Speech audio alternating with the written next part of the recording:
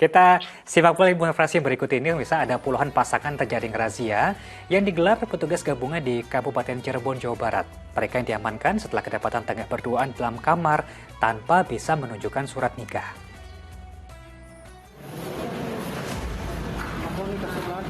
Razia penyakit masyarakat yang digelar di kawasan Kedaung, Kabupaten Cirebon pada Selasa malam ini melibatkan petugas gabungan dari Satpol PP dan TNI Polri. Petugas menyasar kamar indekos dan penginapan yang disinyalir kerap dijadikan ajang memadu kasih kaula muda yang juga diduga menjadi tempat transaksi seks berbasis aplikasi. Dari razia yang dilakukan di sejumlah indekos dan hotel, petugas mengamankan puluhan pasang yang tidak bisa menunjukkan surat nikah. Petugas juga mengamankan 5 wanita yang diduga menjajakan seks melalui aplikasi. Kegiatan malam ini bertajuk Operasi Batu Praja dalam rangka menertibkan terkait dengan penyakit masyarakat, yaitu tindak asusila, berbagai kos-kosan serta pemondokan, dan kita hasil mendapati 21 orang serta 5 orang yang diduga sebagai wanita penjajah seks berkaitan dengan berbasis aplikasi online. Dari hasil razia tersebut, petugas membawa puluhan pasang dan 5 wanita tersebut ke kantor Satpol PP Kabupaten Cirebon untuk dilakukan pendataan dan pembinaan. Petugas juga memanggil keluarga yang bersangkutan sebagai efek jera agar tidak mengulangi perbuatannya di kemudian hari. Maruli Habibi melaporkan dari Cirebon, Jawa Barat. Nah, kita coba ke Ustaz. Informasi yang ini bertolak belakang dengan informasi sebelumnya, Ustaz, ya, di mana orang berlomba-lomba mencari ridha Allah meski tak punya biaya, jadi ikut nikah massal begitu ya. Nah, kalau yang seperti ini Ustaz sudah jelas dilarang oleh agama, mungkin bisa tolong diingatkan kembali kepada kita terkait dengan ayat Al-Quran ataupun juga hadis yang menyinggung soal pergaulan bebas tersebut. Ya, meski sering kita dengar ya, tidak ada masalah.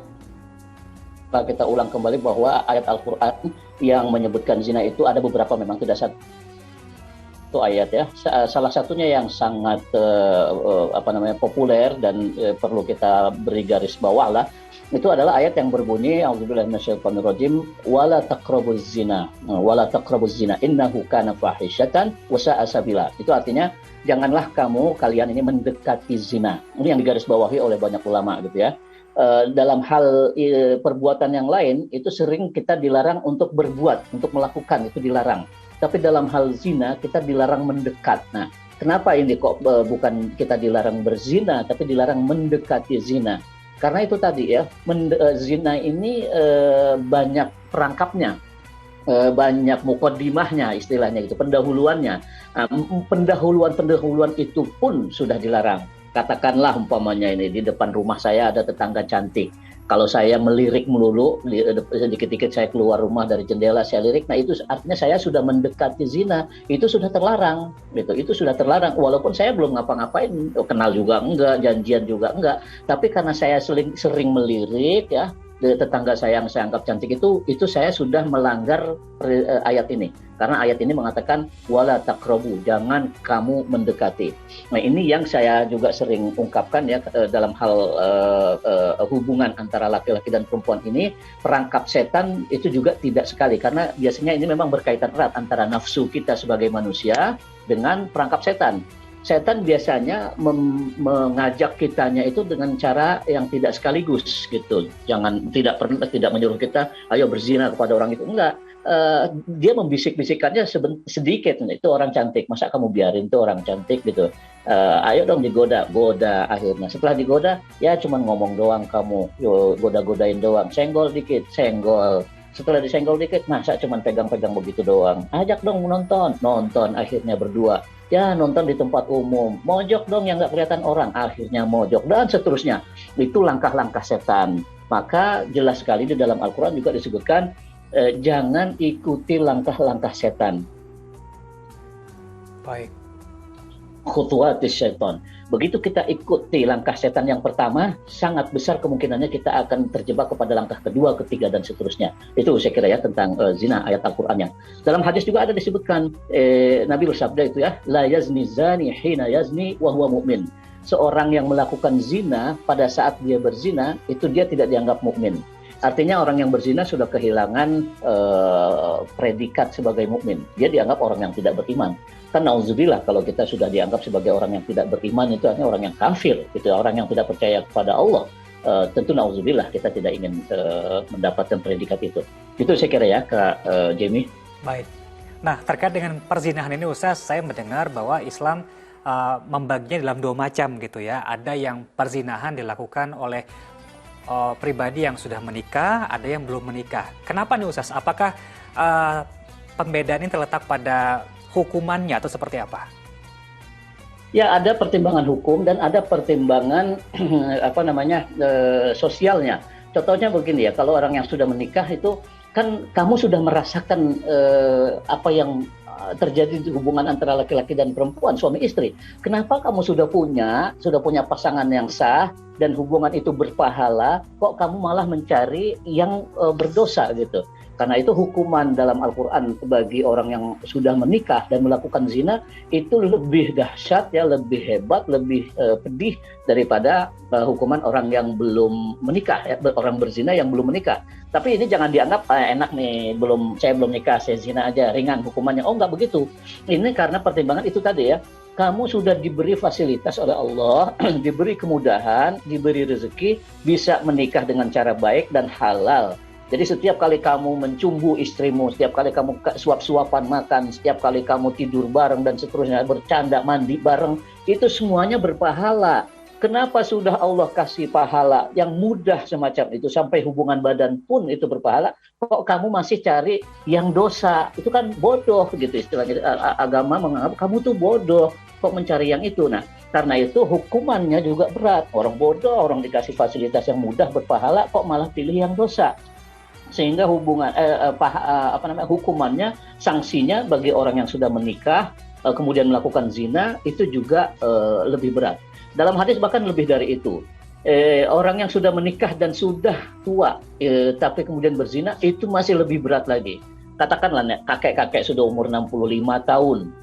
Orang sudah 65 tahun, sudah menikah, sudah punya anak, sudah punya cucu, lalu berzina, itu dianggap lebih gila lagi. Bukan sekedar bodoh tadi, lebih gila. Karena seharusnya sudah berpikir mati dong gitu. Kalau besok mati ini kok masih sempat berpikir berzina, itu udah kelebihan banget gitu. Jadi memang ada beberapa grade gitu, ada beberapa pandangan yang berbeda antara orang yang belum menikah lalu berzina, orang yang sudah menikah lalu berzina, orang yang sudah menikah dan sudah tua umurnya masih berzina juga. Itu tiga urutan yang berbeda. Yang paling berbahaya adalah yang sudah tua, sudah pula menikah, punya anak, punya cucu, masih berzina. Itu lebih paling parah itu. Saya kira catatan saya Kak Jamie ya. Insya Allah begitu spesifik Islam mengatur hukumnya begitu Ustaz ya. Ustaz, bagaimana hukumnya apabila para pelaku ini melakukan taubat begitu? Karena saya dengar zina termasuk dosa yang besar begitu Ustaz. Ya betul bahwa zina itu dosa besar, ya, mencuri dosa besar, ya, berbuat buruk atau durhaka kepada orang tua itu juga dosa besar, iya.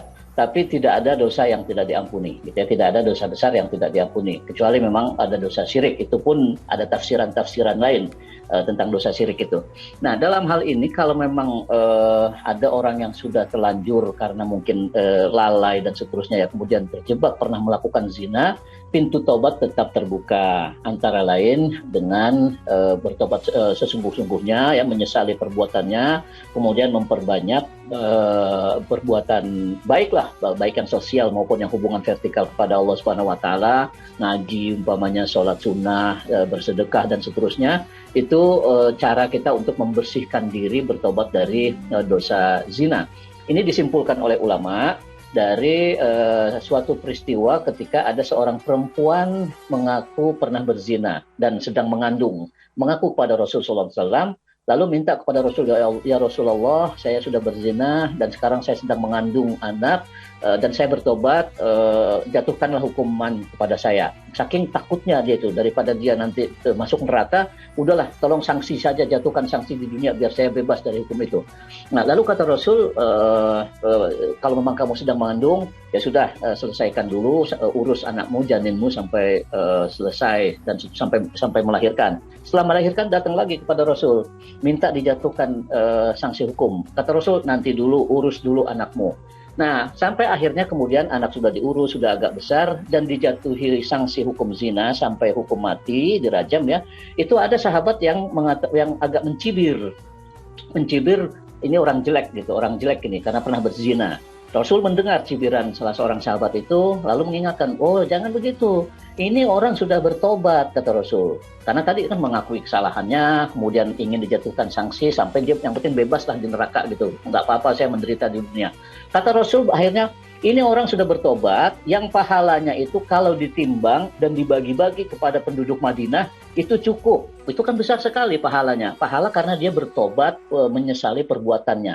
Nah, karena itu saya sering berpesan kepada perempuan-perempuan yang terjebak ya, sampai berzina dan mengandung, itu jangan kemudian menyelesaikan itu menggugurkan kandungan. Itu bukan menyelesaikan, itu menambah dosa gitu. Supaya tobat kita diterima, rawatlah anak itu sampai besar, karena anak itu nggak salah apa-apa. Yang salah itu bapak dan ibunya, itu pun masih berpeluang untuk menjadi orang baik gitu.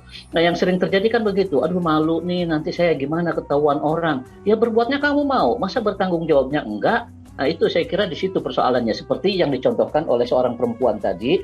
Kan begini ya, semua peristiwa yang terjadi pada zaman Rasul itu sebetulnya disetting sedemikian rupa oleh Allah Subhanahu wa taala untuk menjadi acuan kita ketika menghadapi persoalan yang mirip. Nah, dalam hal ini saya kira itu menjadi acuan yang sangat bagus gitu ya. Perempuan itu diminta untuk merawat dulu janinnya sampai melahirkan, sampai besar. Lalu setelah bertobat, kata Rasul, tobatnya itu pahalanya kalau ditimbang dan dibagi rata orang Madinah, oh itu cukup sekali. Itu kan berarti besar sekali pahala orang yang bertobat dari berzina. Itu ya, saya kira Kak Jimmy. Masya Allah Ustaz, ini sekali lagi bahwa tidak ada anak haram, melainkan perbuatan yang haram. Anak yang terlahir dari hubungan tersebut tetap menjadi bayi yang fitrah begitu Ustaz ya.